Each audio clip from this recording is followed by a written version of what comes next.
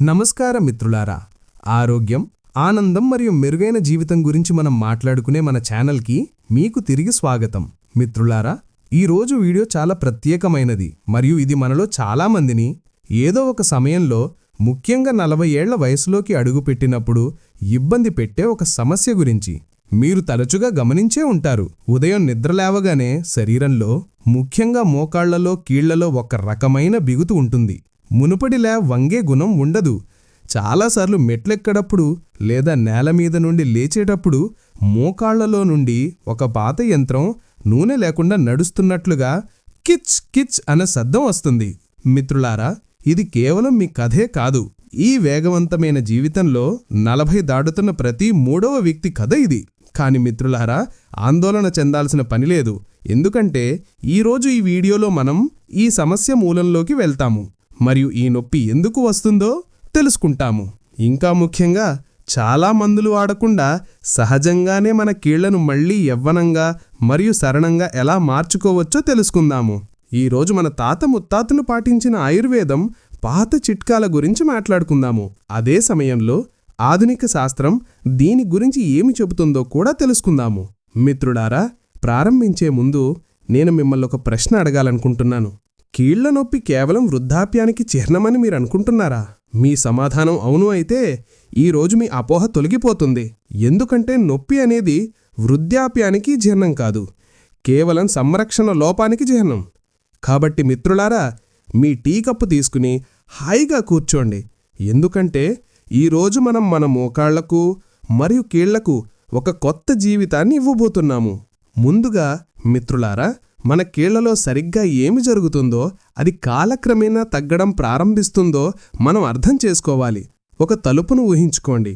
దాని కీళ్లు ఆరిపోతే అది తెరిచేటప్పుడు మరియు మూసేటప్పుడు శబ్దం చేస్తుంది మరియు ఇరుక్కుపోవడం మొదలవుతుంది. మన మోకాళ్లకు కూడా అదే జరుగుతుంది. మన కీళ్ల మధ్య ఒక ద్రవం ఉంటుంది.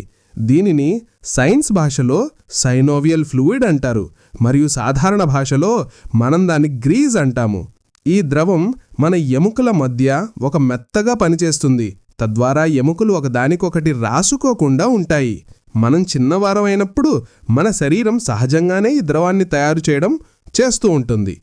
కానీ మన వయసు పెరుగుతున్న కొద్దీ, ముఖ్యంగా 40 తరువాత మన శరీరం ఈ ద్రవాన్ని తయారు చేయడం తగ్గిస్తుంది లేదా ఈ ద్రవం ఎండిపోవడం ప్రారంభమవుతుంది. ఇది కాకుండా మన కీళ్లపై మృదులాస్థి కార్టిలేజ్ పొర ఉంటుంది. అది షాక్ అబ్జార్బర్లో పనిచేస్తుంది. అది కూడా నెమ్మదిగా అరిగిపోయి పలచబడుతుంది. ఈ రెండు విషయాలు తగ్గినప్పుడు ఎముకలు ఒకదానికొకటి ఢీకొంటాయి, వాపు పెరుగుతుంది, నొప్పి మొదలవుతుంది. కాని మిత్రులారా, శుభవార్త ఏమిటంటే మన ఆహారం మరియు జీవనశైలిలో చిన్న మార్పులు చేయడం ద్వారా మనం ఈ సైనోవియల్ ఫ్లూయిడ్ని మళ్లీ పెంచుకోవచ్చు. అది కూడా పూర్తిగా సహజ పద్ధతుల్లో. ఇప్పుడు మనం మొదటి మరియు అత్యంత ప్రభావవంతమైన ఇంటి చిట్కా గురించి మాట్లాడుకుందాము. అది మీ వంటగదిలోనే ఉంది. అదే మెంతిగింజలు. మిత్రులారా, మెంతిగింజలు కేవలం మసాలా దినుసు మాత్రమే కాదు. కీళ్ల నొప్పికి ఇవి ఒక మూలిక కంటే తక్కువేమీ కాదు. ఆయుర్వేదం ప్రకారం శరీరంలో వాటదోష అసమతుల్యత వల్ల కీళ్ల నొప్పి వస్తుంది. అంటే శరీరంలో గాలి లేదా పొడితనం పెరిగినప్పుడు. మెంతిగింజల స్వభావం వేడిగా ఉంటుంది మరియు ఇది వాతాన్ని శాంతపరచడంలో సహాయపడుతుంది. ఇందులో వాపుని తగ్గించే గుణాలున్నాయి. ఇవి లోపల వాపుని తగ్గిస్తాయి మరియు మెంతిగింజల్లోని ఇది బెగుడుని తగ్గించే గుణం కూడా ఉంటుంది. ఈ మెంతిగింజలను లేతవీటిగా ఫ్రగబి మీ మోకాళ్లకు గ్రీజు అందించేందుకు ఉపయోగించే చిట్కా ఇదే. దీన్ని తీసుకునే సరైన పద్ధతిని తెలుసుకోండి మిత్రులారా. ఎందుకంటే చాలామంది దీనిని తప్పుగా తీసుకుంటారు, అందుకే వారికి ప్రయోజనం లభించదు. మీరు రాత్రి 1 గ్లాసు నీటిలో 1 టీ స్పూన్ మెంతి గింజలను నానబెట్టాలి. ఉదయం నిద్ర లేవగానే ఆ నీటిని కొద్దిగా గోరువెచ్చగా చేసి గుక్కగా తాగాలి. దాని తర్వాత మిగిలిన మెంతి గింజలను పారేయకుండా వాటిని బాగా నమిలి తినాలి. ప్రారంభంలో ఇది కొంచెం చేదుగా అనిపించవచ్చు, కానీ మిత్రులారా, ఈ చేదు మీ నొప్పిని బయటకు లాగుతుంది. మీరు దీన్ని 2 నుండి 3 నెలలు నిరంతరం చేస్తే మీ మోకాళ్ల బెగుదు తగ్గడం ప్రారంభమైందని మరియు నడవటంలో మీకు ఉపశమనం లభిస్తుందని మీరు చూస్తారు. నేను వ్యక్తిగతంగా చాలామంది ప్రజలను చూశాను. ఈ ఒక్క అలవాటుతో వారి సంవత్సరాల నాటి నొప్పి నుండి ఉపశమనం పొందారు. రెండవ అత్యంత ముఖ్యమైన చిట్కా వాల్నట్స్ అంటే అక్రోట్లు. మిత్రులారా, మీరు వాల్నట్ ఆకారాన్ని చూశారు. ఇది సరిగ్గా మన మెదడులా కనిపిస్తుంది. అందుకే ప్రజలు ఇది మెదడుకు మంచిదని అంటారు. కానీ నిజమేమిటంటే ఇది మన కీళ్లకు కూడా అంతే ప్రయోజనకరంగా ఉంటుంది. వాల్నట్స్లో ఒమేగా-3 కొవ్వు ఆమ్లాలు పుష్కలంగా ఉంటాయి. ఇప్పుడు మీరు ఈ ఒమేగా-3 ఏమిటా అనుకుంటారు? మిత్రులారా, ఎండిపోయిన ఆ గ్రీజును తిరిగి తీసుకురావటానికి ఒమేగా-3 సహాయపడుతుంది. ఇది మన కీళ్లను కందెనగా మారుస్తుంది, అంటే వాటికి నునుపుదనాన్ని తెస్తుంది. కానీ వాల్నట్స్ తినటానికి కూడా ఒక నియమం ఉంది. వాల్నట్లను నేరుగా పగలగొట్టి పొడిగా ఎప్పుడు తినవద్దు. ఎందుకంటే వాటి స్వభావం వేడిగా ఉంటుంది మరియు జీర్ణక్రియకు భారంగా ఉంటాయి. రాత్రిపూట ఎల్లప్పుడూ 2 వాల్నట్ గింజలను నీటిలో నానబెట్టండి. నానబెట్టడం వల్ల దాని వేడి తొలగిపోతుంది మరియు దాని పోషకాలు సక్రియమవుతాయి. అల్పాహార సమయంలో ఈ నానబెట్టిన వాల్నట్స్లను బాగా నమిలి తినండి. తద్వారా అవి మీ లాలాజలంతో కలిసి కడుపులోట్లు వెళ్తాయి. మిత్రులారా, గుర్తుంచుకోండి, మన శరీరాన్ని నయం చేయగల ప్రతిదాన్ని ప్రకృతి మనకిచ్చింది. దాన్ని ఎలా ఉపయోగించాలో మనం తెలుసుకోవాలి. అంటే నేను మాట్లాడాలనుకుంటున్న 3వ విషయం మీరు నీరు తాగే విధానం. మిత్రులారా, నిలబడి నీరు త్రాగకూడదని మీరు మీ పెద్దల నుండి వినే ఉంటారు. ఆయుర్వేదంలో మనం నిలబడి త్వరగా నీరు తాగినప్పుడు ఆ నీరు మన శరీరం యొక్క ద్రవ సమతుల్యతను కలవరపెడుతుందని మరియు నేరుగా మన కీళ్లను ప్రభావితం చేస్తుందని నమ్ముతారు. ఇది కీళ్లవాతం ప్రమాదాన్ని పెంచుతుంది. అందువల్ల ఈ రోజు నుండే ఒక నియమాన్ని పెట్టుకోండి. మీరు ఎంత తొందరలో ఉన్నా ఎప్పుడూ కూర్చొని గుక్కగా మాత్రమే నీరు త్రాగుతారు. మనం గుక్కగా నీరు త్రాగినప్పుడు మన నోటి లాలాజలం నీటితో కలుస్తుంది. ఇది కడుపులోని ఆమ్లాన్ని శాంతపరుస్తుంది మరియు కడుపు వాతావరణం సరిగ్గా ఉన్నప్పుడు శరీరంలో వాపు జరగదు. ఇది కాకుండా మిత్రులారా, హైడ్రేషన్ చాలా ముఖ్యం. సైనోవియల్ ఫ్లూయిడ్లో పెద్ద భాగం నీరు. మీరు తక్కువ నీరు తాగితే ఆ ద్రవం ఎండిపోవడం ప్రారంభమవుతుంది. అందువల్ల రోజు మొత్తం కనీసం 3 నుంచి 4 లీటర్ల నీరు తాగండి. తద్వారా మీ కణాలు మరియు మీ కీళ్లు హైడ్రేటెడ్గా ఉంటాయి. ఇప్పుడు మనం మరొక చాలా ముఖ్యమైన అంశానికి వద్దాం. అదే శారీరక కదలిక. మిత్రులారా, మోషన్ ఈజ్ లోషన్. అంటే మీరు కదులుతూ ఉన్నంతసేపు మీ కీళ్లు సజావుగా పనిచేస్తాయని ఇంగ్లీష్లో ఒక సామెత ఉంది. తరచుగా నొప్పి ఉన్నప్పుడు ప్రజలు నడకను పూర్తిగా ఆపేసి పడకకే పరిమితం అయ్యే తప్పు చేస్తారు. ఇది అతిపెద్ద తప్పు.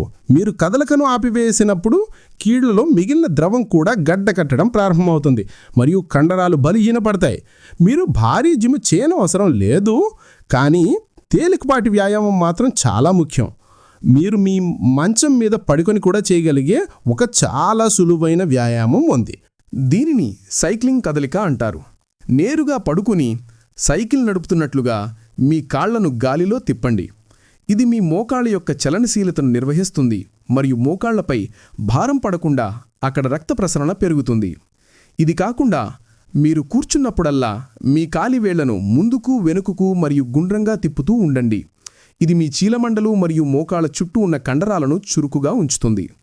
మిత్రులారా, గుర్తుంచుకోండి, మన శరీరం ఒక యంత్రం లాంటివి. మనం దాన్ని ఒకే చోట నిలబెడితే దానికి తుప్పు పడుతుంది. కాబట్టి కొంచెమైనా చురుకుగా ఉండటం చాలా ముఖ్యం. నేను మీకు చెప్పబోయే తదుపరి విషయం ఆయుర్వేదం యొక్క చాలా శక్తివంతమైన సూత్రం. అదే నూనె మసాజ్ లేదా అభ్యాంగం. యంత్రభాగాలకు బయట నుండి నూనె అవసరమైనట్లే మన కీళ్లకు కూడా బయట నుండి పోషణ అవసరం. మీరు కనీసం వారానికి 2 సార్లు మీ మోకాళ్ళు మరియు కీళ్లకు మసాజ్ చేయాలి. దీనికోసం మీరు నువ్వుల నూనెను ఉపయోగించవచ్చు, లేదా కీళ్ల నొప్పికి ఆయుర్వేదంలో మహానారాయణ నూనె చాలా ప్రసిద్ధి చెందింది.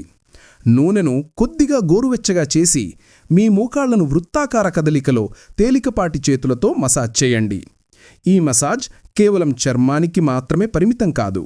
నూనె యొక్క గుణాలు మీ కణజాలంలో లోతుగా వెళ్ళి అక్కడ పొడి నరాలను శాంతపరుస్తాయి. ఇది అక్కడ రక్త ప్రసరణను పెంచుతుంది మరియు నొప్పి నుండి తక్షణ ఉపశమనాన్నిస్తుంది. శీతాకాలంలో ఇది మరింత ముఖ్యమైనదవుతుంది, ఎందుకంటే చలిలో రక్తనాళాలు కొంచెంచుకుపోయి నొప్పి పెరుగుతుంది. మీరు సూర్యరశ్మిలో కూర్చుని ఈ మసాజ్ చేస్తే అది ఇంకా మంచిది, ఎందుకంటే సూర్యరశ్మి నుండి మీకు విటమిన్ డి లభిస్తుంది. ఇది కాల్షియంను గ్రహించడానికి చాలా ముఖ్యమైనది. ఇప్పుడు ఆహారంలో కొన్ని ప్రత్యేకమైన విషయాలను చేర్చడం గురించి మాట్లాడుకుందాము. మిత్రులారా, మన ఎముకలు కాల్షియంతో తయారవుతాయని మనందరికీ తెలుసు. కానీ 40 తర్వాత కేవలం పాలు తాగడం పనిచేయదు. మీరు మీ ఆహారంలో వాపును తగ్గించే మరియు కొల్లాజన్ను పెంచే విషయాలను జోడించాలి. ఈ విషయంలో అందరికంటే ముందుంది పసుపు. పసుపులో కర్క్యూమిన్ ఉంటుంది. ఇది నొప్పి మరియు వాపును తగ్గించడంలో పెయిన్ కిల్లర్ల కంటే మెరుగ్గా పనిచేస్తుంది మరియు దీనికి ఎటువంటి దుష్ప్రభావం కూడా లేదు. రాత్రి పడుకునే ముందు 1 కప్పు గోరువెచ్చని పాలలో పావు టీ స్పూన్ పసుపు మరియు కొద్దిగా నల్ల మిరియాల పొడి వేసుకుని తాగండి. నల్ల మిరియాలు ముఖ్యం, ఎందుకంటే ఇది పసుపులోని కర్కుమెన్ను శరీరంలో గ్రహించడానికి సహాయపడుతుంది. ఇది కాకుండా మీ ఆహారంలో గోన్కతీరా లేదా బంకను ఉపయోగించండి.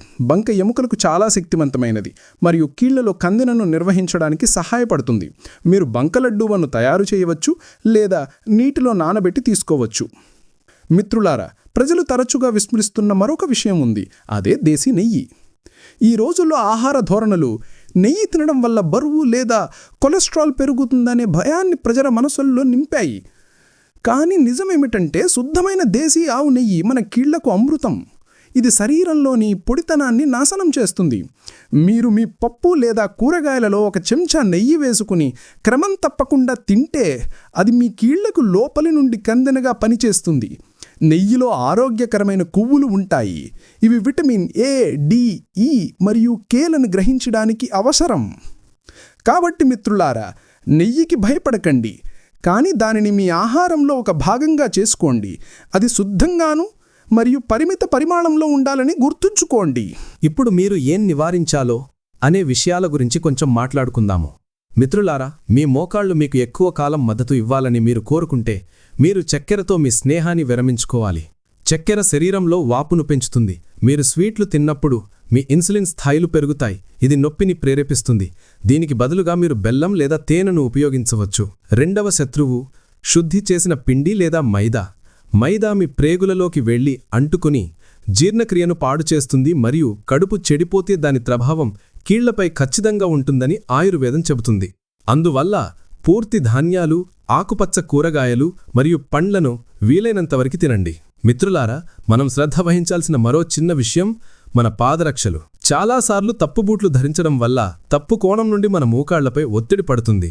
మీ బూట్ల అడుగు భాగం అరిగిపోయినా లేదా అది చాలా గట్టిగా ఉన్నా వాటిని మార్చండి. ఎల్లప్పుడూ సౌకర్యవంతమైన మరియు మృదువైన అడుగు భాగమున్న బూట్లు ధరించండి. ఇవి మీ పాదాలకు మంచి మద్దతుని ఇస్తాయి.